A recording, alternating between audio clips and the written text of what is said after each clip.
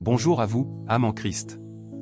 Bienvenue dans un voyage spirituel profond, une aventure de quelques minutes qui pourrait transformer votre façon de voir les défis de la vie. Aujourd'hui, nous allons explorer une vérité puissante, les 5 épreuves que Dieu vous envoie avant de vous bénir. Préparez-vous. Les moments difficiles que vous traversez ne sont pas des punitions, mais des préparations divines, des étapes sacrées que Dieu utilise pour vous façonner, vous fortifier et vous ouvrir à des bénédictions plus grandes que vous ne pouvez l'imaginer. Dans Ésaïe 55 verset 8, la Bible nous dit « Mes pensées ne sont pas vos pensées, et mes voix ne sont pas vos voix, déclare l'Éternel. » Ces paroles sont une promesse, Dieu a un plan, même quand la route semble sombre. Peut-être faites-vous face à la solitude, à un échec, à des doutes, à une perte ou à une attente interminable. Peut-être vous demandez-vous « Pourquoi moi ?» Ce message est pour vous. Nous allons découvrir 5 épreuves universelles que Dieu envoie souvent avant de déverser ses bénédictions, et comment chacune est une invitation à grandir, à croire et à se préparer pour un avenir lumineux. Ce n'est pas juste une liste, c'est un guide pour transformer la douleur en force, le doute en foi, et l'attente en espérance. Trouvez un endroit calme, prenez un carnet, une Bible, ou simplement votre cœur ouvert, et embarquons ensemble dans ce voyage. Si vous sentez une lueur d'espoir, si vous croyez que Dieu prépare quelque chose de grand pour vous, laissez un pouce positif maintenant, c'est votre premier pas vers la victoire. Abonnez-vous à cette chaîne, car ici, nous formons une communauté qui croit en l'amour, la puissance et les promesses de Dieu. Prêt à voir les épreuves comme des bénédictions cachées? Allons-y. La première épreuve que Dieu peut vous envoyer est la solitude, un moment où vous vous sentez seul, même entouré de monde. La solitude n'est pas une malédiction, c'est une invitation à écouter la voix de Dieu et à découvrir qui vous êtes en lui. Dans 1 Roi 19 verset 12, Dieu parle à Élie, non dans le vent ou le feu, mais dans un murmure doux et léger. Il y a quelques années, j'ai traversé une période où mes amis semblaient s'éloigner. Je passais des soirées seul, me sentant abandonné. Mais dans ce silence, j'ai commencé à prier, à lire la Bible, à écouter des louanges. Un soir, en lisant le psaume 23, « L'Éternel est mon berger », j'ai senti une présence, comme si Dieu me disait « Je suis là ».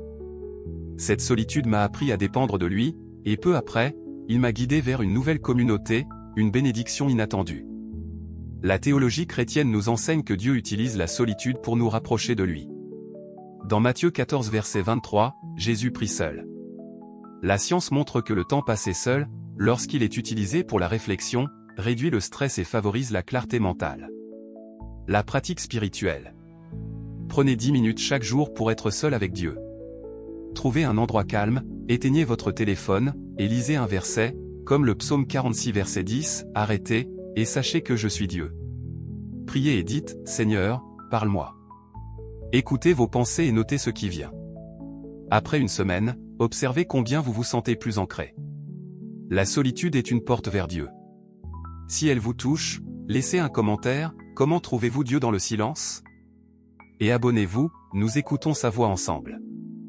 La deuxième épreuve est l'échec, ce moment où vos plans s'effondrent. L'échec n'est pas la fin, c'est une leçon divine pour vous relever plus fort, avec une foi renouvelée. Dans Proverbe 24 verset 16, il est écrit « Le juste tombe 7 fois, et il se relève. » J'ai connu un échec cuisant. J'ai perdu un emploi pour lequel j'avais tout donné. Je me sentais indigne, brisé.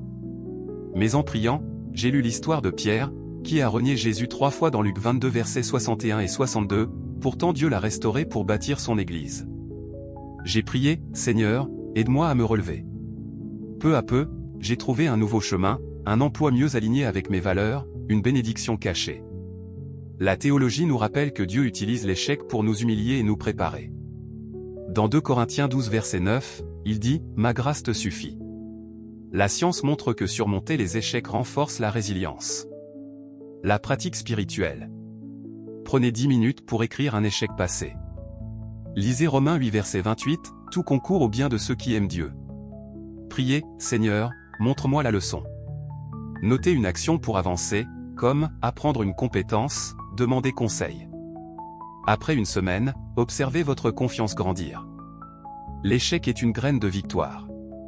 Si cela vous motive, mettez un pouce positif, c'est un pas pour vous relever et abonnez-vous, nous nous relevons ensemble. La troisième épreuve est le doute. Ces moments où vous vous demandez si Dieu est vraiment là. Le doute n'est pas un péché, c'est une opportunité de bâtir une foi plus profonde.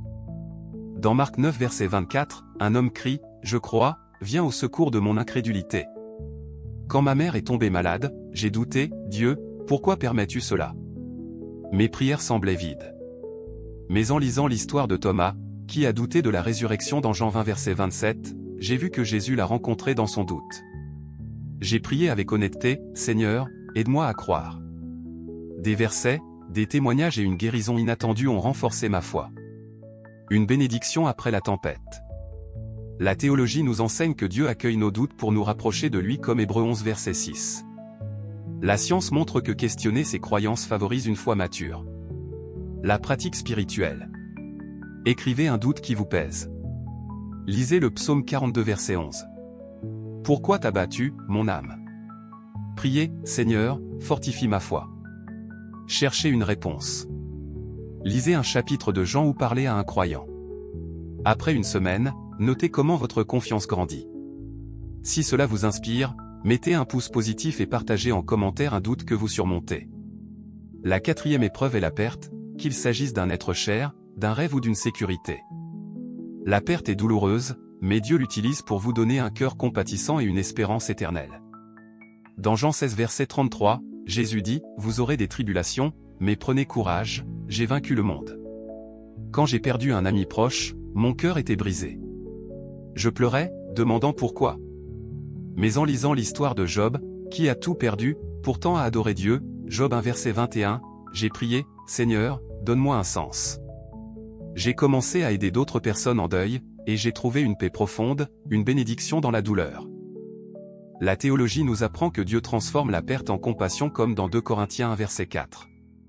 La science montre que trouver du sens dans le chagrin réduit la dépression.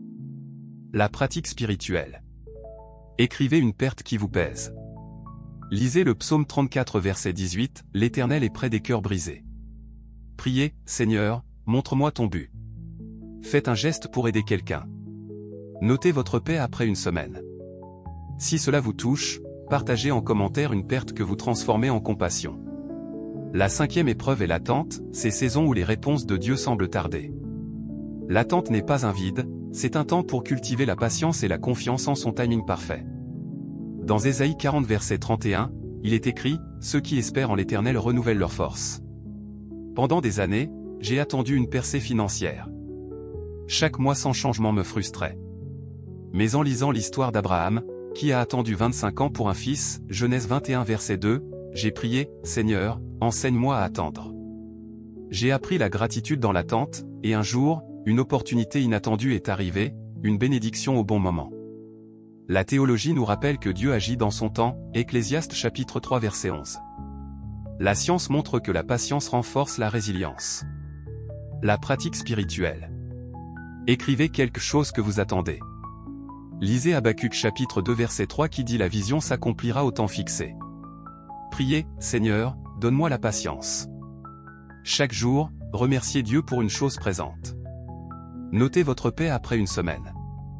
Si cela vous inspire, partagez en commentaire ce que vous attendez avec foi. Maintenant que nous avons exploré ces 5 épreuves, solitude, échec, doute, perte, attente, comment les vivre concrètement? La clé est de voir chaque épreuve comme une salle d'entraînement divine, où Dieu forge votre caractère pour ses bénédictions. Dans Romains 5 versets 3 et 4, Paul écrit, « Nous nous glorifions dans les afflictions, parce qu'elles produisent la persévérance un caractère éprouvé, et le caractère l'espérance. » Quand j'ai regardé mes épreuves passées, j'ai vu un fil conducteur. Chaque douleur m'a rapproché de Dieu, m'a rendu plus fort, plus compatissant.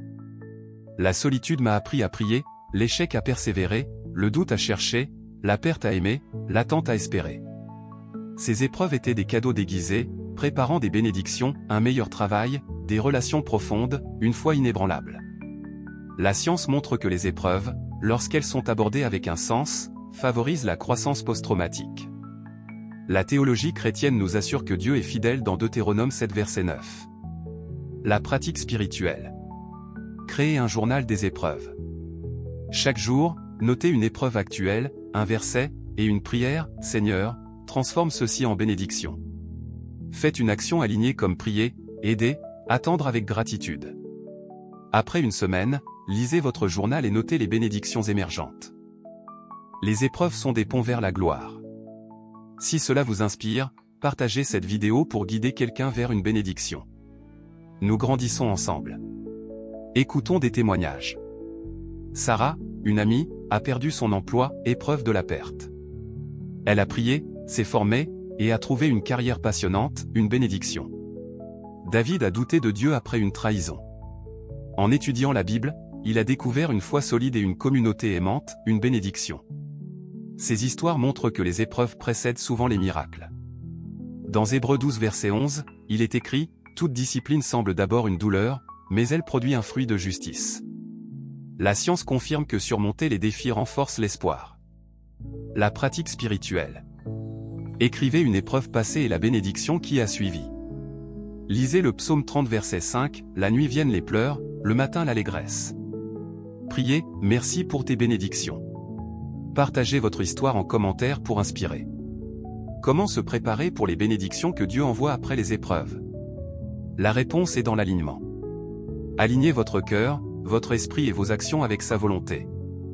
Dans Matthieu 6 verset 33, Jésus dit, « Cherchez d'abord le royaume de Dieu, et tout vous sera donné. » Quand j'ai traversé ces épreuves, j'ai appris à prier avec foi, à obéir même dans la douleur, à aimer malgré la perte. Chaque épreuve m'a préparé à recevoir non seulement des bénédictions matérielles, mais une paix, une joie, une force éternelle. La science montre que la spiritualité favorise le bien-être global. La pratique spirituelle. Prenez 10 minutes chaque jour pour vous préparer. Lisez Éphésiens 3 verset 20, Dieu peut faire infiniment au-delà. Priez, Seigneur, prépare-moi pour tes bénédictions. Faites une action alignée, pardonner, servir, adorer. Notez votre ouverture après une semaine. La préparation est une offrande. Dites en commentaire une bénédiction que vous attendez. Nous nous préparons ensemble. Quelle vérité éclatante! Les épreuves, solitude, échecs, doutes, pertes, attentes sont des promesses déguisées. Édition vers les bénédictions de Dieu. Elles ne sont pas là pour vous briser, mais pour vous bâtir, vous rapprocher de lui, et vous préparer à un avenir glorieux. Dans Romains 8 verset 18, Paul déclare « Les souffrances du présent ne sont rien comparées à la gloire à venir. » Aujourd'hui, vous avez ouvert votre cœur à cette gloire, et Dieu est déjà à l'œuvre, tissant vos épreuves en un chef-d'œuvre. Votre défi est de choisir une pratique, prier dans la solitude, écrire un échec, confier un doute, honorer une perte, attendre avec gratitude et vivez-la pendant une semaine. Revenez en commentaire pour partager ce que Dieu fait en vous. Vos mots seront des lumières pour la communauté. Nous sommes une famille chrétienne, unie par sa fidélité. Merci d'avoir partagé ce voyage. Si ce message a transformé une épreuve en espérance, mettez un pouce positif. C'est votre cœur qui s'élève. Partagez cette vidéo avec quelqu'un qui a besoin de courage, et abonnez-vous maintenant. En le faisant, vous rejoignez un cercle qui prie pour vous, qui croit en vos bénédictions. On se retrouve bientôt pour louer, espérer et briller encore plus fort. Avec tout l'amour du Christ Jésus, à très vite.